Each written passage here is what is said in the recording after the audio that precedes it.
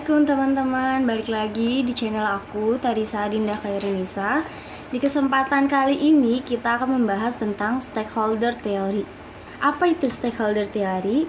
Jika teman-teman ingin tahu, jangan di skip ya video berikut ini. Terima kasih. Stakeholder theory. Stakeholder theory adalah teori yang menggambarkan kepada pihak mana saja perusahaan bertanggung jawab. Itu menurut Freeman and Reed 1983. Stakeholder merupakan semua pihak baik internal maupun eksternal yang mempunyai hubungan yang bersifat mempengaruhi maupun dipengaruhi, bersifat langsung maupun tidak langsung oleh perusahaan.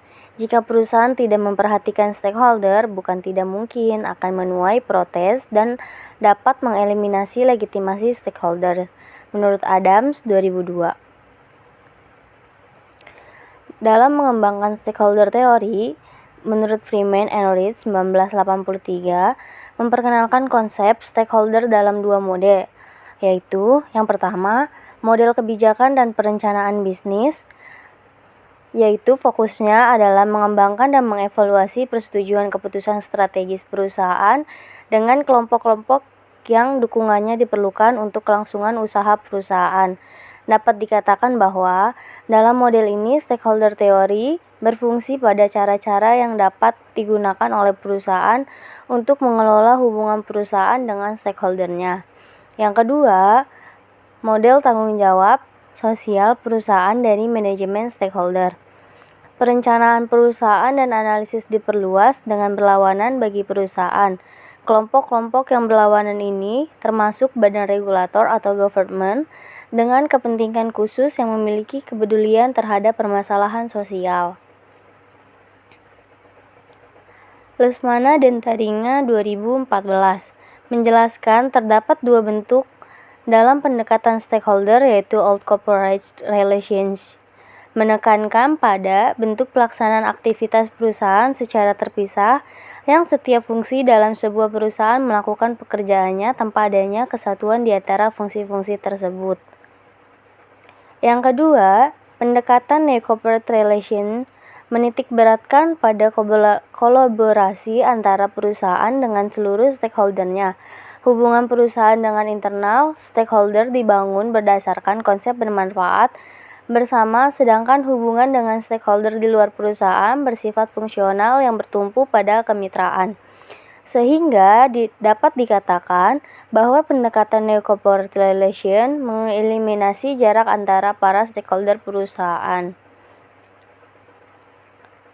Dengan demikian, dapat disimpulkan bahwa teori stakeholder merupakan suatu teori yang mengatakan bahwa keberlangsungan suatu perusahaan tidak terlepas dari adanya peranan stakeholder, baik dari internal maupun eksternal, dengan berbagai latar belakang kepentingan yang berbeda dari setiap stakeholder yang ada.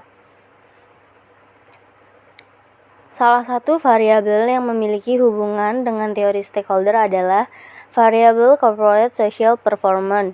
Dapat menjadi strategi perusahaan untuk memenuhi kepentingan dari para stakeholder dan informasi non-keuangan perusahaan terkait dampak sosial dan lingkungan yang timbul dari adanya aktivitas perusahaan.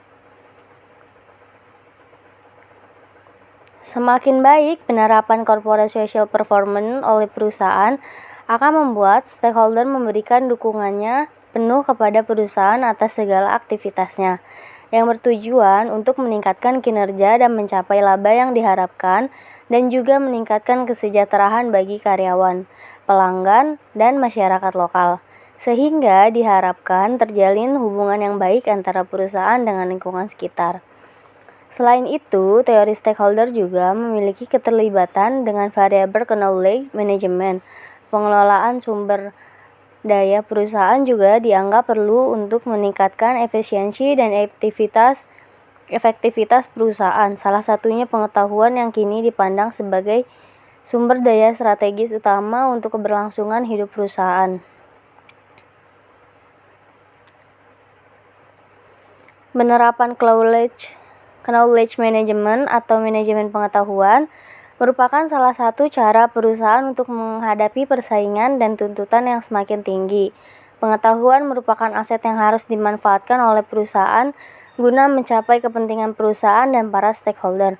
Pihak stakeholder internal turut berperan aktif dalam mengelola manajemen perusahaan agar dengan keikutsertaannya dalam mengelola manajemen pengetahuan dan meningkatkan mutu pengetahuan di dalam organisasi itu sendiri, sehingga dapat meningkatkan kinerja manajemen. Akan mempengaruhi stakeholder eksternal, sehingga stakeholder eksternal yakini bahwa perusahaan tersebut bisa bersaing dalam era globalisasi seperti saat ini, serta dapat tercapainya tujuan perusahaan. Ya teman-teman, kita sudah di akhir dari video ini yang menjelaskan tentang stakeholder teori. Saya mohon maaf bila ada kesalahan kata dan pengucapan. Wassalamualaikum warahmatullahi wabarakatuh.